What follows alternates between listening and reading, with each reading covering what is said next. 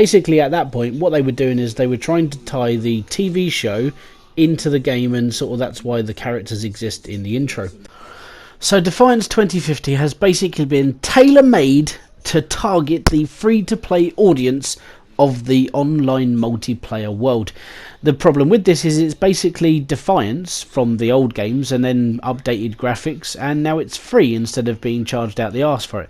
The problem with this game is that it still comes with the monetization aspects of, if you really want the good stuff and you don't want to grind and grind and grind, you got to start coughing up the money on this. There are sort of 3 types of monetization. I think the highest is about 20 odd quid, which is about $30 in America over there.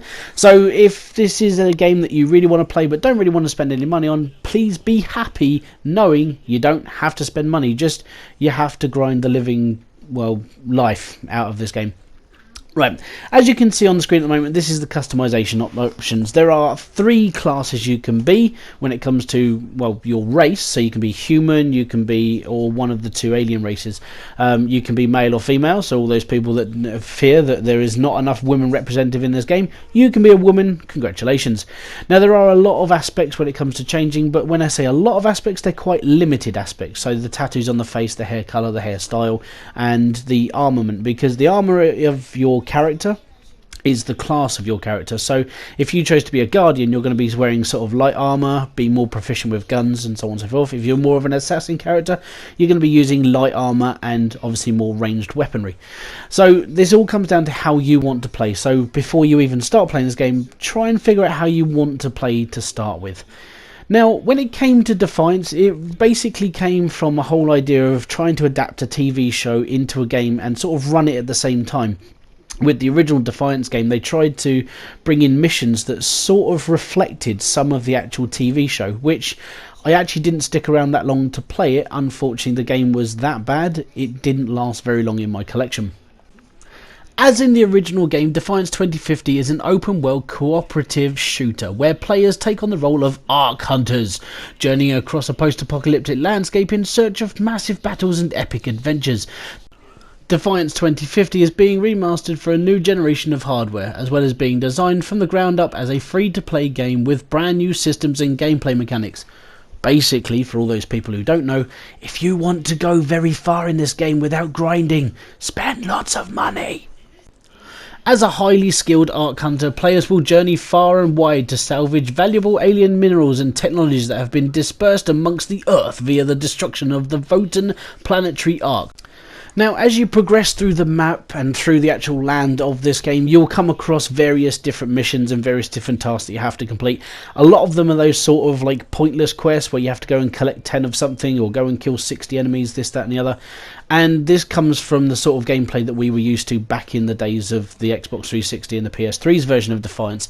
It hasn't changed when it came to the actual mechanics of the actual game. They've changed bits to try and make it more like, obviously, the free-to-play online game, but when it comes to the actual depth of the game, it is still fairly shallow.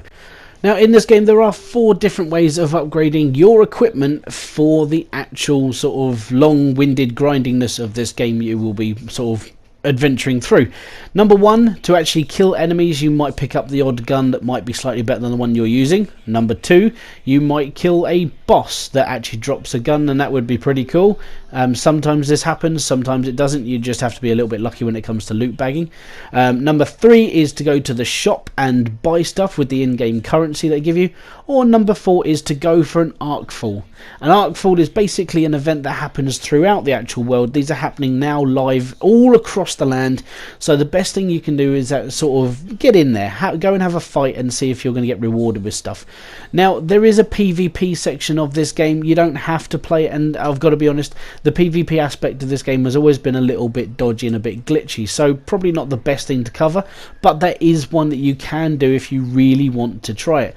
It actually wouldn't surprise me if they tried to put a Battle Royale type game in this, but I think at the moment they're just trying to sort of work out the kinks when it comes to the stabilisation of the servers and the sort of weirdness that keeps happening when you're running around the landscape and seeing things sort of clip through walls.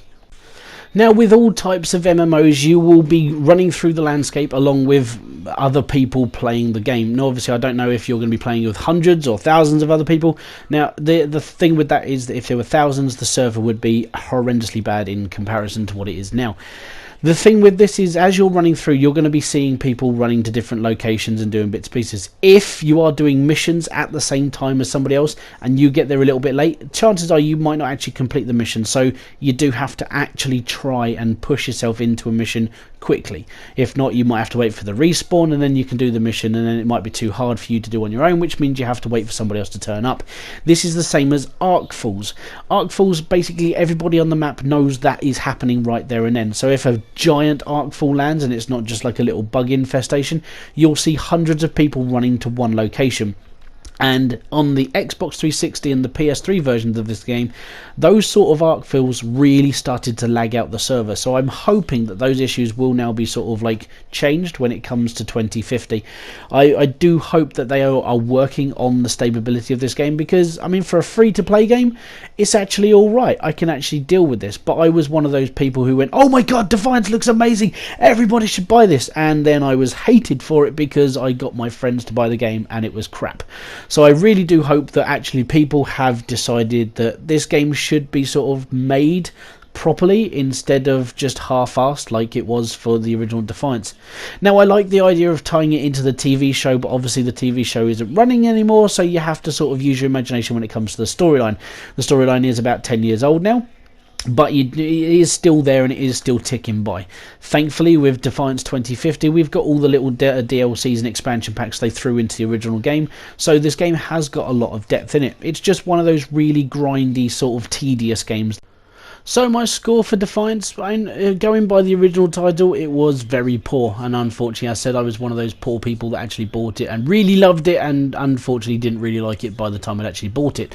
So, I mean, with the graphics update they've done, they still need to work on the servers and stuff, but that's not going to affect the actual score. I'm going to give this a 5 out of 10, and the reason for it is because the graphics could have been better. They could have rebuilt the game from pretty much scratch, but what they've done is basically just upgraded it and updated it.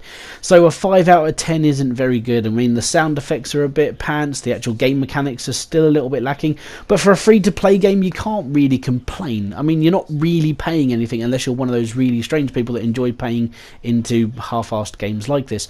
So the thing with Defiance is you have to take into consideration it's free. Alright, you're just going to get something that has been built, it was trialed and tested as a paid-for game.